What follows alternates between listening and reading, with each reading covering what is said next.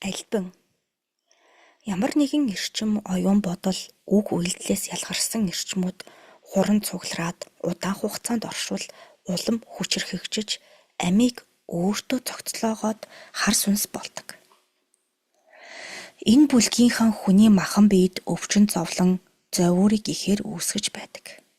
Ийм хар сүнсний хамгийн том төлөөлөгч бол альбан юм.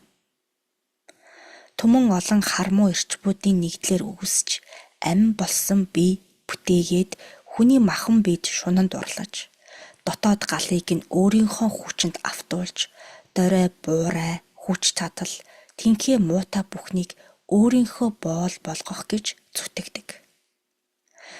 Альбангийн шид маш хүчтэй. Хамгийн том шид нь дүрээ хувиргах чадвар. Хүний махан биед суухаараа түүнийг эрх мэдэл, шунал тачаалд чиглүүлдэг. Хүний дотоод гал амийг нь өөрийнх болгох гэж тэмцдэг. Өөрийн болгоцоход зорьсон зорилгоо биелүүлдэг. Альбангийн шидээрээ өвдөж зовсныг ангаагч нь, болохгүйг нь болгочих нь, бүтэхгүйг нь бүтээчих нь. Бүтэл муутанд арга замыг нь заагаад өгчих нь. Бодол санааг нь түмэн янзаар өөрчилчих нь. Хүний махан биеэс бүтэж, махан биед шунанд дурлаж, хүнийг эдэлж барахааргүй эд баялаг, эрх мэдэл, хүсэл тачаал руу чирэн оруулдаг. Альбангийн сүнсэн биеийг сул байхад дарахад амархан дийлдэгдэнэ. Хүний дотоод галыг эзлээгүй байхдаа альбангийн сүнсэн бие сул байх талтай. Хорыг хороор гихчээр эд баялаг, эрх мэдэлд дуртай сул талыг нь ашиглаж альбанг дарж түлхэн унгах хэрэгтэй. Ямар нэгэн эд баялаг, эрх мэдлэр урин дуудахад түүнийгээ авах гэж тэмцэж байхдаа хүчин сулардаг. Энэ үед нь бүхий л чадлаараа дарах хэрэгтэй. Альбанг дарахын тулд зэр зэвсэг, гал утаа, амийг домонсон утас зэрэг бусад эд зүйлийг хэрэглэнэ. Хүний зүрх нь хурд титэм хүр дээр орж дэндээ байрладаг. Дэв. Дэв дотроос хамгийн том нь хормон дэв юм. Хүний хүсэл, шунал, дур тачаалаас үүсэн бий болдог. Яваандаа энэ шунал нь донтод болон хуурдаг. Донтолт нь үүссэн бол донтсон зүйлээ авах гэж, хийж бүтээх гэж, устгах гэж хамаг чадлаа бардаг. Хүний оюун бодол, санаа зорилгыг мохоосон үедээ дэвийн хүч суларч эхэлнэ. Өөрөөр хэлбэл донтсон хүмүүс өөрийнхөө болохгүй байгааг мэдээд оюун бодол, сэтгэлээрээ өөрийгөө барьж хорж чадвал дэвийн хүч суларна. Тэр үед дэвийн амийг тасдах хэрэгтэй. Дэвийн шид нь хүний оюун бодол, хүсэл санааг бүрэн дүүрэн өөрчилж чаддаг маш аюултай. Дэв хүний үндэс хүр дээр дамнаж махан биед орох талтай. Хүмүүн тархиа дэвд бүрэн эзэмдүүлчихсэн дэв хүний эрчмээс сорон татаж, эрчим бүрхүүлээ улам нэмж хүчрхэгждэг. Дэвийг хоёр аргаар дарж болдог. Эхнийх нь эрчмээр урхитан татаж, дарж устгах хэрэгтэй. Дараагийнх нь зэрзэвсгээр өөрийнх нь амийг тасдах хэрэгтэй. Дэвийг засч залруулад, эрчмийг нь хувиргаад гэгээр үлгье гэж үтсэн ч дэв хизээж гэгэрдэггүй. Учраас дэвийг заавал дарж устгадаг. Ямар нэгэн нүх, там, эрлэгт тушаасан ч хүч нь иргэн сэрхэх магадлалтай тул өндөр байдаг. Дэвийн зэр зэвсэг, дэвийн хараа хяналтанд өртсөн хүмүүнд өөрсдийн тагнуул туршуулуудаа үлдээдэг.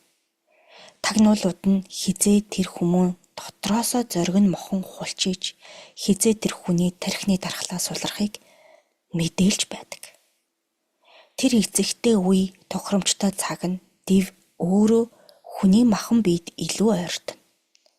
Тагнуул туршуулууд нь хүний бодол, оюун санаатай холбогдно. Ийм тийм зүйлийг тэгинг гээд удирдахыг чармаана.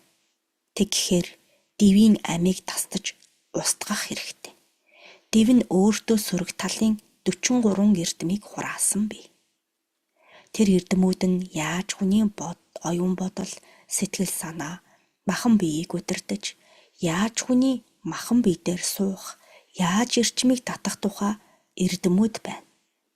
Үрчүүн хүр дээр хормон див бузар дамнадаг.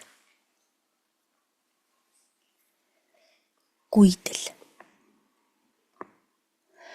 Бусдаар өөрсдийгөө хооллуулдаг хар сүнсүүд эрчмээр хүний идэ ундаагаар мэдлэг оюунарч бас хооллоно.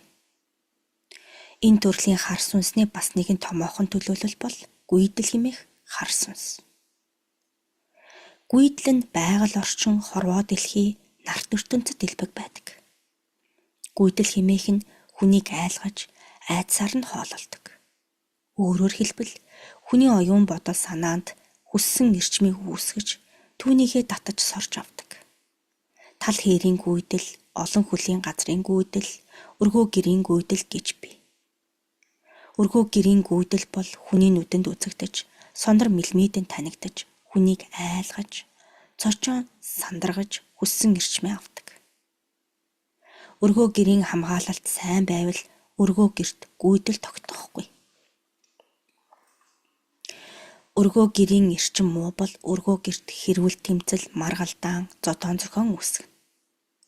Тэр хар муу болохгүй бүхнийг бүтээж байж, үүсгэсэн хар эрчмээрээ улам ирж хүчээ авдаг. Гүйдэл нь дэв шиг ямар нэгэн зүйлд шунаж дурлаад байхгүй. Өргөө гэрийн гүйдлийн сул тал нь өргөө гэрийн хүмүүсийн өгөөмөр нэнжин сэтгэл, бодол санаа болж өгдөг. Сайн сайхан халуун дулаан ур амьсгалд гүйдлийн хүч сулардаг. Өргөө гэрийн гүйдлийг хөөж тууж явуулж болно. Хөөж туугаад заавал эрлэг тамд тушаах хэрэгтэй. Тэгээд өргөө гэрээ сайтар хамгаалахгүй бол дахин орж ирээдэл байдаг. Олон хүлийн газрын гүйдэл бол өнөө цагийн сууршмал нийгэмтэй холбоотой. Японд маш их бий. Хүнийг гудамжаар алхаж байхад дуу аваа гаргаж дүр төрхөө харуулна. Түүнийг нь сонссон, харсан хүмүүн айж сандарч балмагтахад түүнээс ялгардаг хүрэн улаан өнгийн эрчмээр тэдгээр гүйдлүүд хоололдог. Олон хүлийн гүйдлийг цэвэрлэхийн тулд тэр орчныг нь бүхэлдэн цэвэрлэх хэрэгтэй. Эсвэл хүмүүсийг нь гэгэрүүлж болно. Хээр талын гүйдэл бол үрсийг номотгох зорилгоор хамгийн анх үүсэж байсан. Бас л хүний айдас, сандрал, твдэлтийн эрчмүүдээр хооллож хүчээ базаадаг. Тэд олон янзын аваа гаргадаг, олон янзын дүрд хувирдаг, өнгөнгийн гэрэл туяаг засруулдаг. Хээр талын гүйдэл нар, гэрэл гэгийг үзэж чаддаггүй. Гүйдлийг дарах цөөхөн хідэн арга бий. Гүйдэлтэй тааруулах хамгийн түрүүнд өөрийнхөө бодлыг цэгцлээд чангаар дуудуулж, сайхан зүйлсийг бодож төсөөлөх хэрэгтэй. Гүйдлийн өөрийнх нь айдас бол бусдын аз жаргал, дуу, хөөр, баяр баясгалан байдаг. Гүйдэл нь хүний махан биед тэр бүр ордоггүй ч шидээрээ хүнийг солиоруулж, галзууруулж, тэнэг дүвинг болгож хувиргадаг. Хээрийн гүйдэл хүчээ хитэх албал, аббал, уул талыг нь гангачиг болгож үер усыг өрнүүлдэг. Зарим үед галт хөмөрч тавина.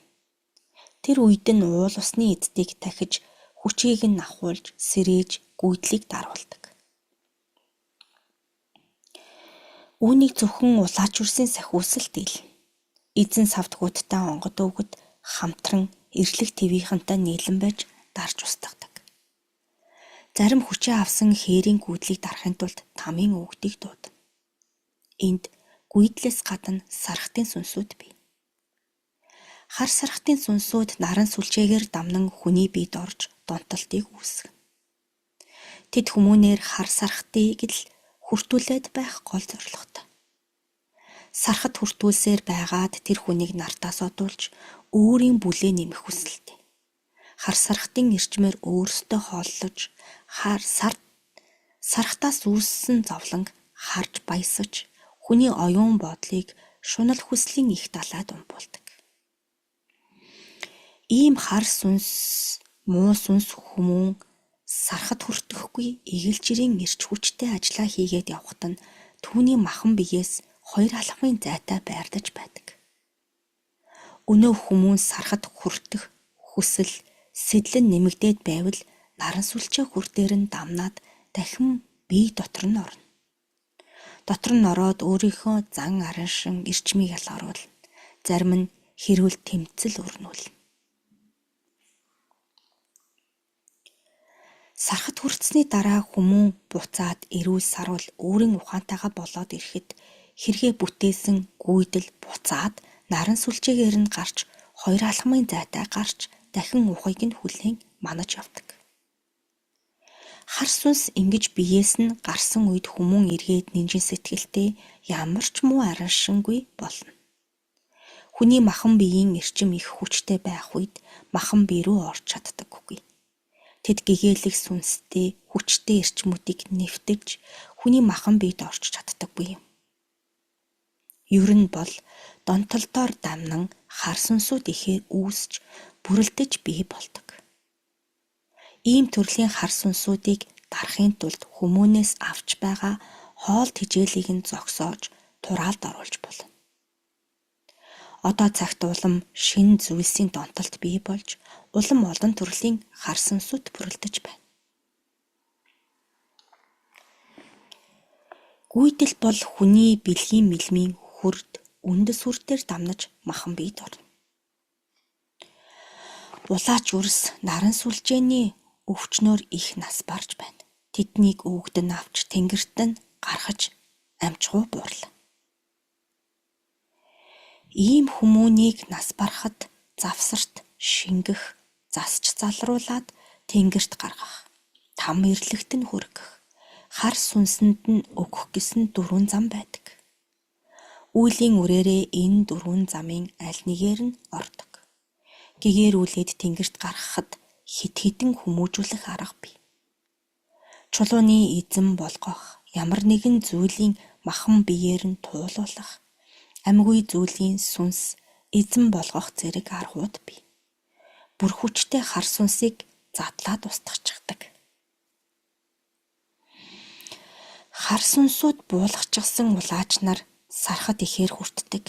Зарим буруу үйлдэлийг хийдэг. Багш нь буруу заснаас болоод хар сүнс буулгачихсан улаач нар бас их байдаг. Гэтэл тэдний зарим нь хар сүнсүүдээ өөрийнхөө өгöd гэж итгэж өмгөөлж буулгасаар байгаад нартаас буцдаг. Тийм хүнийг эрлэг твийн эзэд хаана юу хийхийг нь шийдэж хуваарилдаг. Хийсэн бүтээсэн хэлсэн ярьсныг нь тунгааж шийдвэрлэдэг. Баруунд хүүхдээ хатуужилтай зоригтой болгож байна гэд багаас нь харгас үйлдэлүүдийг ихээр хийлэгдэг. Жишээлбэл муурын хүзүүг мушгуулж, мушгиж чадвал магтаж урамшуулдаг. Ингэж хүүхдээ хар багаас нь харын хүчинд зүтгүүлдэг. Гаднан талаасаа сайхан дүрдүрхтэй харагдаж өндөр боловсралтай гэгдэж байгаа хүмүүс цаана хамаг хар мууг үлдэж байх нь олонтоо байна. Энэ зүйл цаг нь болохоор засагдана. Ням бактериуд хар сүнсний үр төлөөд мөн үү буурлаа. Эдгээр ням бактериудын дунд хэрэгтэйнч бий, хэрэггүйнч бий. Хар сүнсний зэрзэвсгүүд нь юм. Энэ хорвоо дэлхий дээр харын сүнсний зэрзэвсэг, шит хүч нь маш олон янз. Харын хүчнийхэн хүнийг донтуулна, цочирдуулна, өөртөө автуулна. Ингэж байж өөртөө хүч чадлаа хурааж, зорилгоо гүйцэлдүүлдэг. Идэж ууж байгаа, эдэлж хэрэглэж байгаа зүйлсээр нь хүртэл шунал татраалд автуулдаг. Бусдад гэм зэмгүй оршдог хар сүнс ихэвчлэн хүний ганцаардсан эрчмийн бүтэцтэй байдаг. Харуулсал гуйнагт өртсөн үүлийн үрээ эдэлж яваа хилс үүлэнд өртсөн үрс гэм зэмгүй сүнсний ангилалд багтдаг. Эдгээр сүнсүүд хоорондоо хорвоо дэлхий, хотол өргөө хангайгаар гүйдэлтэй оршино. Гэм зэмгүй байгаагийн гол шалтгаан бол харын хүч чадал шид муутаад байна. Гавьяа гихнээ үлийн үртээ авч болдоггүй. Ямар нэгэн зүйлд андгаа тангарахтай учраас хаячихыг гихнээ хаячихж болдоггүй. Тодорхой хэмжээгээр өөрөө өөрийгөө олчихсан ийм гимзэмгүй хар сүнсийг дарна гэхээсээ хөөж явуулах нь цохилтой.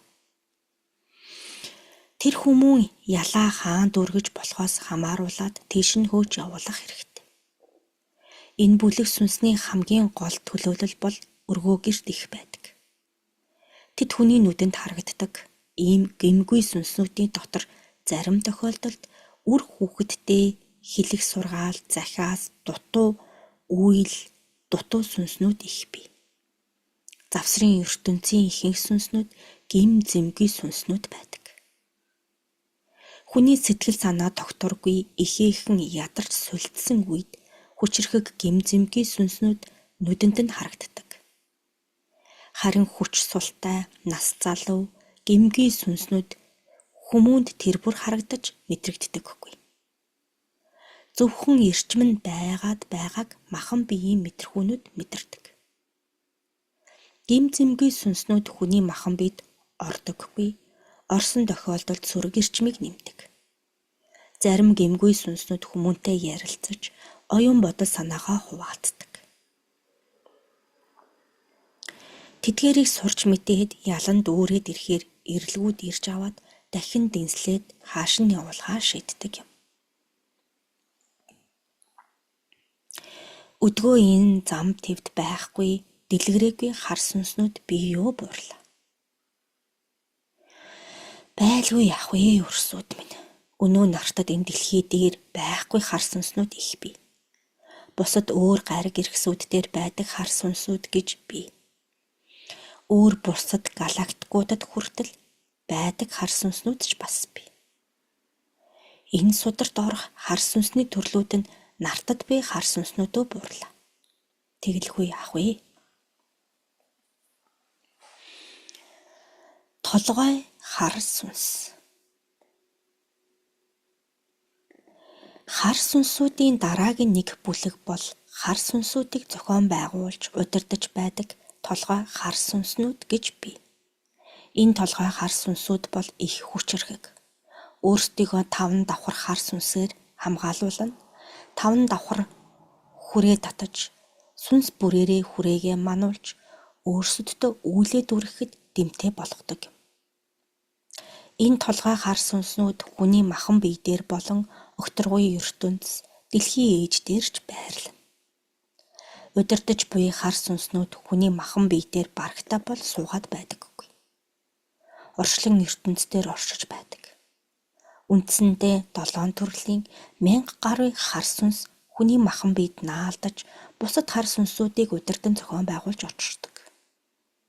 Энэ хорвоо дэлхий дээр оршин буй хар сүнснүүд бол хүмүүсний махан бие дээр наалдаад, шогшоод, хорлоод гүйгээд байгаа хар сүнсүүдийг далдын зайнаас тэнхээжүүлж байдаг нэгэн хэсэг юм. Үүнд ухаан бодлыг нь хурцлж, төлөвлөгөө боловсруулдаг хэсэг, эд шид хүчийг нь нэмдэг хэсэг, мэдээллийг нь дамнуулдаг хэсэг, ирээдүйд болох зүйлсийг нь зүгнэж хэлдэг хэсэг, өнгөрсөнд болсон зүйлүүдийг нь өнөө цагт хэлдэг хэсэг. Ийм л үндсэн хэсгүүдэд хуваагддаг. Нэг үгээр хар сүнсүүдийн хаадууд оройн толгойнууд нь юм. Энэ хар сүнсүүдийн оройн дээд толгойнуудыг дарахад хамгийн багадаа хүч чадал нь тэгшэрсэн өвгөд буурлуудынхаа тэнхээ тамирыг авахулсан 16 улааж тэдгээр толгой хар сүнсүүдийг дардаг. Ингэж дарахад нэлээд том үйл хийнэ.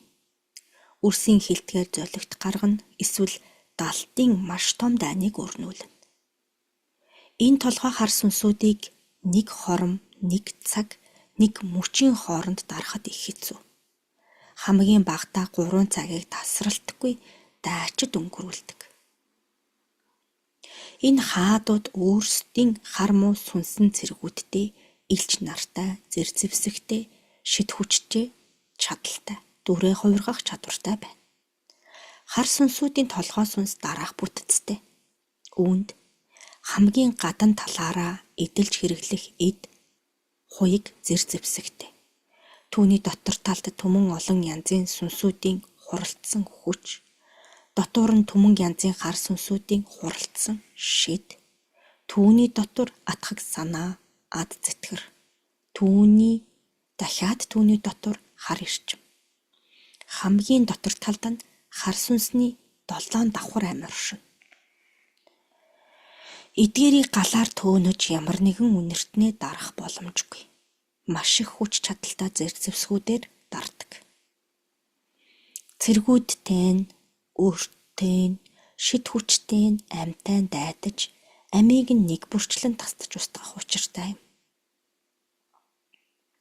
Хар муугийн хаадууд маш олон төрлийн эрдэм мэдлэг чадвартай. Хүний махан бие рүү хүний бүх хөр дээр дамнаж орно. Хүний амийг тасдаж залгих бол энүүхэнд. Хүнийг овог отгоор нь үндэс угсаагаар нь залгих чадалтай. Хармуу сүнснүүдийн бүтэц зохион байгуулалтын хамгийн дээр үүсэл гарвалын 3 том хар сүнс бий. Тэр 3 том үүсэл гарвалын эддээс салбарлсан 11 төрлийн хаадын хаадууд бий. Түүнээс доош 350 хаадууд байна. Тэдгээрийн доор байх нэгэн хаан нь хамгийн багадаа 2000 цэрэг, үйлсийг нь дүүргэх бусад эрх мэдэлтэн нартай байна.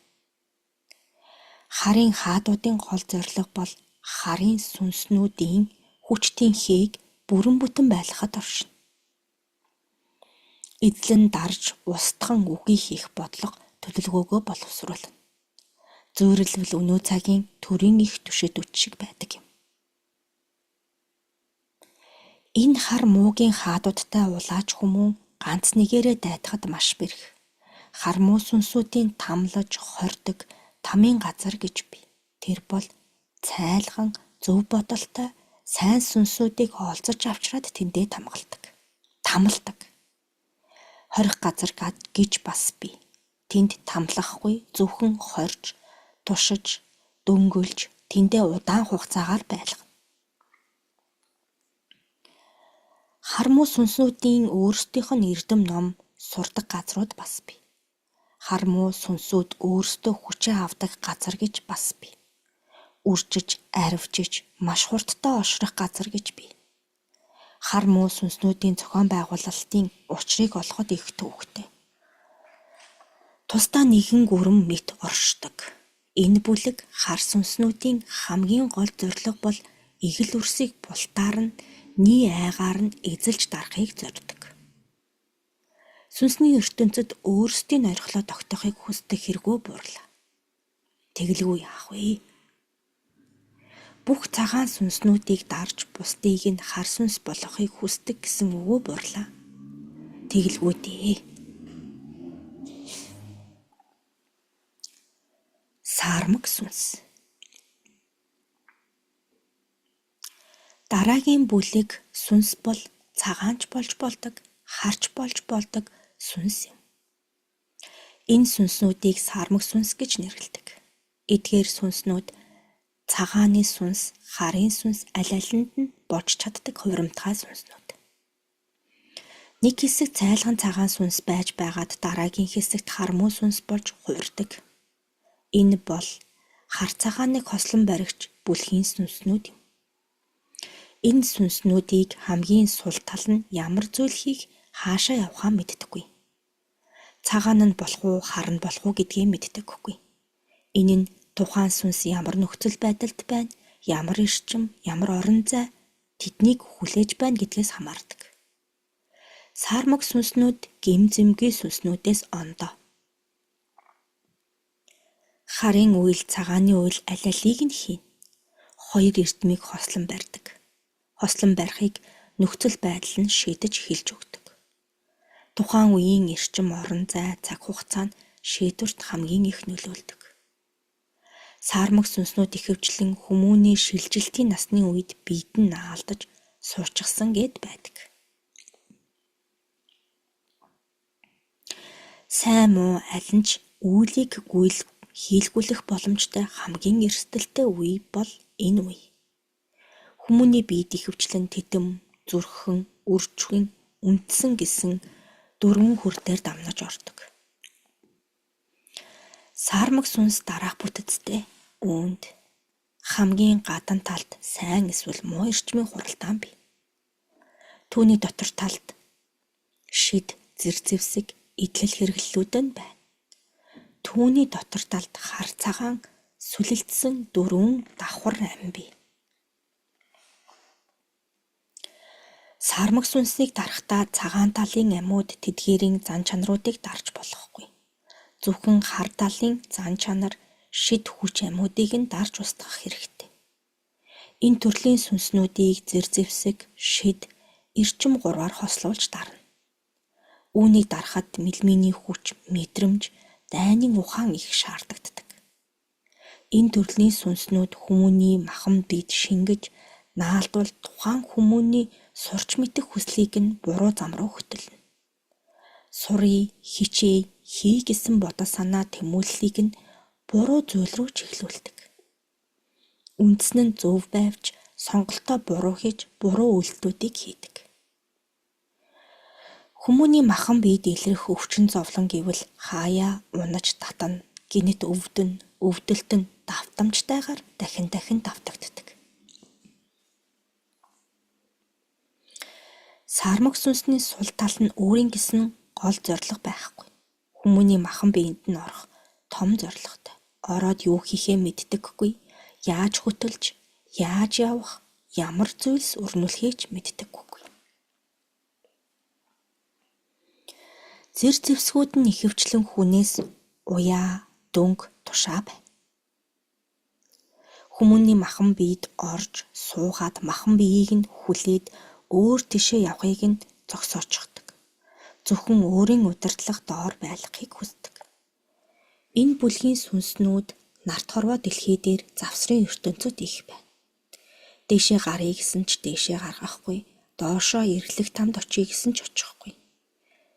Харын сүнснүүдийн ертөнцөд очие гэсэн ч оршихгүй. Нарт ертөнцөд оршиж байдаг. Энэ бүлгийн сүнснүүдийн үүсэл гарвал нь юу вэ буурлаа? Үүсэл гарвлын тухайд бол нартын үрсэд сорил, шалгуур тавихаар анх үүссэн юм. Тэр сорил, шалгуур явсаар байгаад хүчрхэг хар муу сүнснүүдийн том бүлд болж хувирсан. Энэ бол хүмүүний оюун бодол санааг шалгаж, сорж, далтын мэдлэг мэдрэхүйг шинжиж, үзэх зорилгоор анх үүссэн. Одоо ч тэр зорилгоо дүүргэж яваа. Төрлөө олоогүй сүнснүүд биш, огт өөр үүсэл гарвалтай сүнс юм байна. Тийм үү буурлаа? Тэгэлгүй яах вэ? Төрлөө олоогүй сүнс бол гимзэмгүй сүнсэнд багтана. Саармаг сүнс бол ашигтай, ашиггүй, холимог чадaltaй сүнс. Саармаг сүнснүүдийг хар сүнснүүд их ашиглах уу буурлаа? Тэр бүр ашиглаад байхгүй. Зарим үед тэдний хооронд эрчмийн солилцоо явагдаж байдаг. Хар сүнснүүд хоорондоо мэдээлэлээ маш хурдан солилцно. Хоорондоо эрчим, хүч чадлааж бас солилцож байдаг. Туршиж, нээж үтсэн шинэ арга барилуудаа хурдан түгэнэ. Хурдан олширч хуваагдана. Харын сүнснүүд үү, саармаг сүнснүүд үү буурлаа? Хар сүнснүүд бүгдээрээ. Энэ саармаг бүлгийн сүнснүүдийг юу гэж нэрлэдэг вэ? Өнөө цагт мэдэх үрс ховор болов буурлаа? Тэгэлгүй яах вэ? Үүнийг өгöd бид зөвхөн Тэнгэрийн нэршлэр л нэрлэнэ. Үрсийн өнөө цагт нэрлээд байгаа альбан тэрэн, зэд, ороолон ч Тэнгэрт өгöd бид өөрөөр нэрлэдэг юм шүү дээ. Тэнгэрийн нэр томьёо гээчээр нь нэрлэнэ. Тэгэхээр үүнийг үрсэд айлдаж хэлэхгүй. Замбад бас нэр байхгүй юм байна тийм үү буурлаа? Баймгүй. Замбийнхан бид хар сүнсэнд оруулдаг юм байна. Саармаг сүнснүүд хүний биед орволд яаж мэдрэгдэх вэ? Хүн орсныг нь яаж мэдэх вэ буурлаа? Түүнийг мэлмэдэж өөрийнхөө сүнснүүдтэй хамжиж нийлж байж мэднэ. Хүний махан биед ороод буруу зам руу хөөдөг. Хөөхтөө их ирч хүчтэй хөөн. Сурыг гэсэн мэдлэг байвч буруу зүйлсийг сурна. Хий гэсэн зориг байвч буруу зүйлсийг хийлгэнэ. Харын хүчний олон сүнснээс үрс та нар мэдий гэж зорьсон 5 сүнснийг асуу. Өвгөн миний айлдаж хэлсэн цөөхөн хэдхэн сүнс бий. Түүн дээр нэмэд чухал гэж үзсэн 5 сүнсийг асуудаа. Мэддэг сүнснүүдээс асуух уу буурлаа. Тийм ээ. Энэ сударт бүх сүнснүүдийн таниллаар айлдаж хэлэхгүй. Учир юу вэ гэвэл энэ судар игэл чирийн хүмүүн, улаач хүмүүн, далтын мэдлэгтэй, эрдэмтэй олон янзын үрсэд хүрч буй. Үрсийн энэ нийгэм энэ цаг үед ийм хэмжээнд мэдэж байхад л бол. Эрдмийн тун гэж байх учиртай. Энэ сармаг сүнснүүд дүрээ бас хувиргаж чадах уу? Ямар дүртэй үзэгдэх вэ буурлаа. Сармаг сүнснүүд хар муу сүнснүүд шиг дүрээ хувиргаад байхгүй. Тэгэж айхтар дүрд хувираад ч байхгүй. Тэгэхдээ сармаг сүнснүүдийн дүр маш олон янз бий. Зарим нь хүний хамгийн муу дүртэй дөхүү байна. Зарим нь саарал сүнс, хар муу сүнс шиг. Зарим сүнс нь гэхэд хэцүү дүртэй. Зарим нь эрчим мэд, идиумс мэд оршино. Зарим нь янз бүрийн өвс бут ан амьтантай ойролцоо дүртэй байдаг.